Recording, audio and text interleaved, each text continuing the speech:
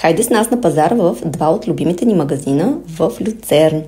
Първият е за скандинавски брандове и решихме малко да почистим, все пак да подпомогнем персонала. Има любими книги на любими марки, както и да пробваме това супер удобно легло. Магазинът е пълен с любими скандинавски брандове, които са ни познати. Много обичаме да ги виждаме на живо, да виждаме продуктите, да ги пробваме, да ги тестваме, каквото успеем.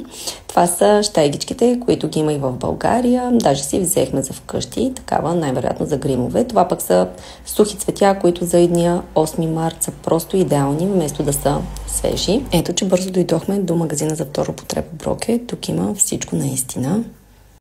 Тук пристигат новите неща и ги сортират. А вижте сега това столче, което е за 500 лева. Тук е само за 10 лева. Как да не си го вземе наистина човек. Тук великденската тема също идва вече на дневен ред, както се вижда. Иначе във всеки един магазин за втора употреба си е нужно доста търпение, ровене, търсене. Тук всичко е категоризирано. Много удобно. Следете за още!